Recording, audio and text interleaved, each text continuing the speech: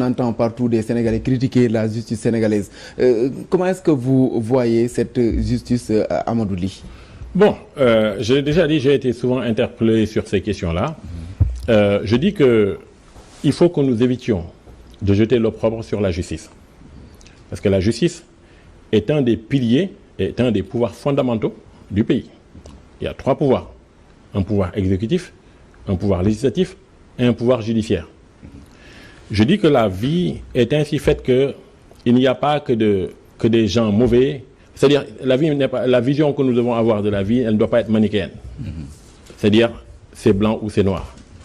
Il y a un nuancier de couleur, un nuancier de niveau de gris, et il faut que les gens acceptent qu'il y a des gens bons et des gens mauvais un peu partout, aussi bien en politique que dans les entreprises, que dans la justice, etc.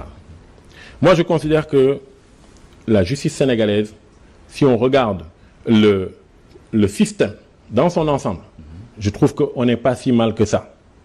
Parce que quand on évalue quelque chose, il faut toujours le comparer à d'autres, à des pays de la sous-région, aux standards internationaux, à un certain nombre de choses. Si on me dit qu'il y a un problème, et c'est ça une de nos priorités dans notre programme par exemple, d'accès à la justice. Là, je dis oui, parce que si on regarde le nombre de magistrats qu'il y a pour 100 000 Sénégalais, on verra qu'on est autour de 3. C'est faible. Il faut que cela change. Parce que chacun doit pouvoir accéder à la justice assez facilement. Si on est sur les questions d'appréciation de sentences judiciaires ou de... Parce que je sais. Non, je sais. Sur la politisation. En fait, il y a un effet, ce que j'appelle, il y a une déformation optique. C'est parce que ce sont les politiques qui, étant dans la politique, occupant beaucoup la scène médiatique, parlent tout le temps de leurs problèmes judiciaires, qu'on a l'impression qu'il y a un problème dans la justice. Je ne dis pas qu'il n'y a pas de problème. Soyons clairs. Ce que je suis en train de dire, c'est que de manière générale, je considère que la justice, notre organisation, parce que c'est quoi la justice? Et c'est pas que la justice d'ailleurs. Toute chose que tu vois dans la vie, tout mécanisme, il y a 2 leviers. Il y a une structure, d'accord, et des fonctions. Le corps humain est ainsi fait. Tu as ta chair, tes os, et tu as des fonctions qui sont pilotées par le cerveau. On est d'accord? C'est la même chose pour l'organisation de la justice. On a une hyperstructure dont on peut discuter, mais moi je considère qu'elle n'est pas si mal que cela. Il y a la question par exemple de la réforme sur le Conseil supérieur de la magistrature pour devenir le Conseil supérieur de la justice, pour pouvoir avoir des organisations civiles dedans, pour avoir les avocats dedans, pour avoir, etc. Ça, on peut en discuter. Pourquoi pas? Plus d'inclusivité, plus de décisions, et le retrait également du président de la République du Conseil supérieur de la magistrature pour ne pas avoir une influence de l'exécutif sur le pouvoir judiciaire. Avec le pouvoir de nomination également. Vous êtes d'accord avec ça, vous? Je suis d'accord avec ça. Vous, président, vous n'allez pas présider le Conseil supérieur de la magistrature? Moi, président, je ne suis pas dans le Conseil supérieur de la magistrature. Moi, président, le ministre de la Justice même pourrait ne pas y être. C'est à discuter avec nos conseils juridiques parce qu'on est en train d'en parler. Ce n'est pas. Mais en tout cas, moi, président de la République, je me retire du Conseil supérieur de la magistrature. Vous risquez d'instaurer un gouvernement des juges? Non, pourquoi un gouvernement? Justement, c'est là où on doit arriver. Et voilà le problème que nous avons. C'est exactement ça notre problème, c'est la question de la maturité de nos démocraties. C'est la question de la maturité de nos démocraties parce qu'on se retrouve effectivement à ce que on a peur de perdre le pouvoir pour que justement le pouvoir ne se retrouve totalement entre les mains de la justice. Il faut qu'il y ait des équilibres. Il faut une réflexion approfondie pour qu'on voit comment est-ce qu'on fait.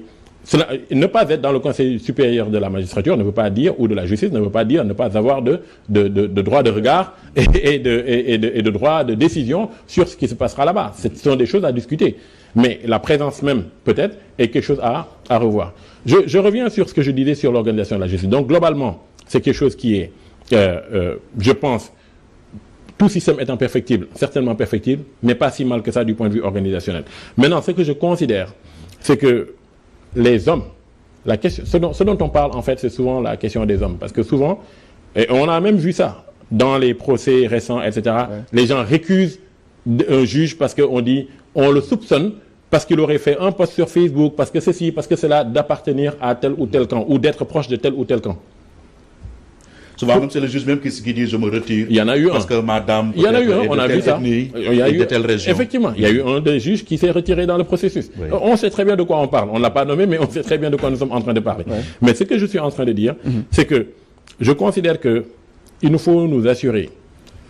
Parce que si vous prenez un Pierre-Édouard Faye, dont personne ne doute de la probité, et que vous le nommez à un poste dans la magistrature, il est juge ou il est procureur ou il est je ne sais quoi, si véritablement il est si propre que ça, quelle que soit l'influence que vous voulez avoir sur lui, vous n'allez pas prospérer.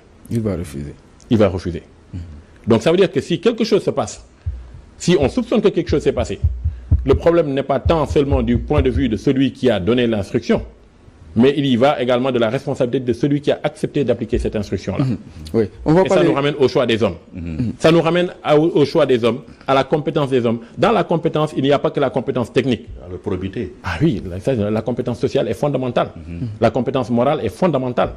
Les gens doivent avoir une certaine exigence de moralité. Les gens doivent avoir un haut sens. La morale doit même, de mon point de vue, surpasser la qualification technique. Parce qu'on peut compenser la qualification technique par des formations. On ne peut pas compenser un déficit de morale chez quelqu'un. Parce que, pardonnez-moi, je reviens en wolof, mais bon, y'a ko rek, mënoo ci def dara.